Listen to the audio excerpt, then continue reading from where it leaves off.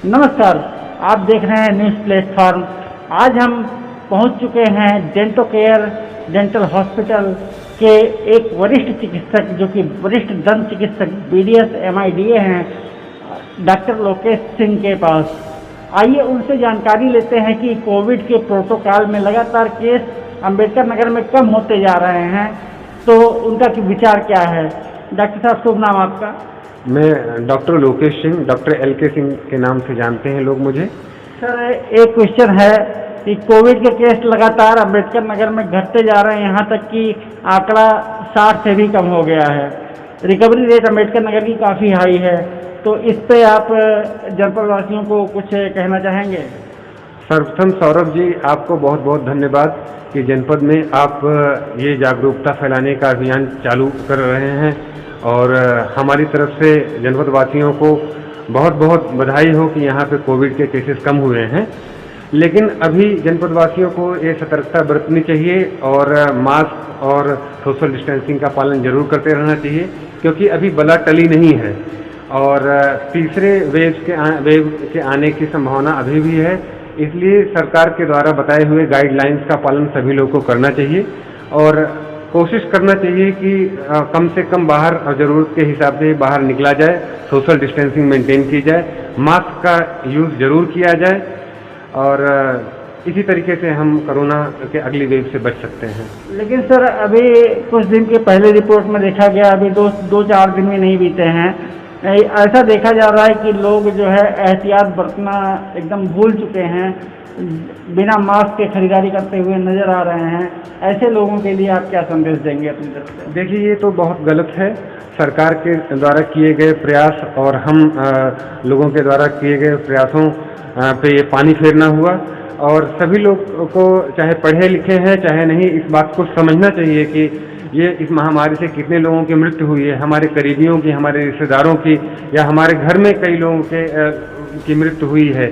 तो ये चीज़ें आगे फिर ना आए, हमारे बच्चों पे भी इसके आने के चांसेस हैं, ये चीज़ें आगे न बढ़ें, इसलिए ये बहुत ज़रूरी है। और मेरा विनम्र निवेदन है सभी जनपद वासियों से कि इस प्रोटोकॉल को फॉलो करें।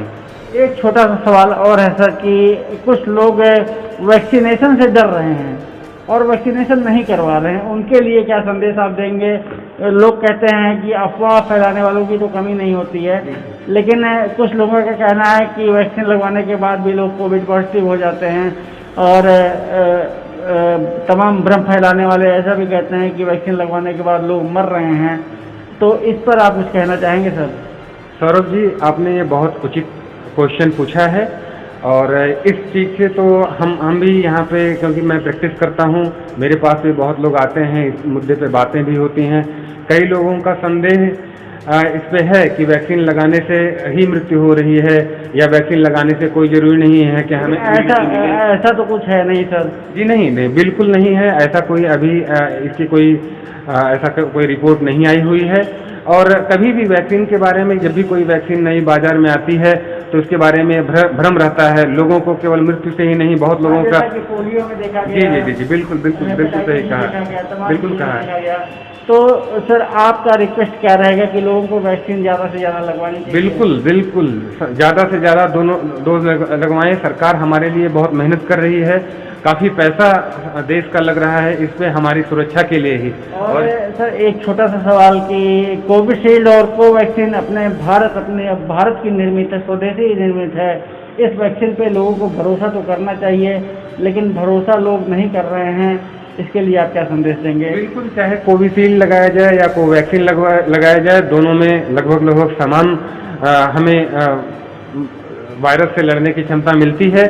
और विनम्र निवेदन है जनपद वासियों से, कोई भी, दोनों में से कोई भी वैक्सीन जरूर लगवाएं, और सरकार के इस लड़ाई में हमें अपना सहयोग जरूर देना चाहिए।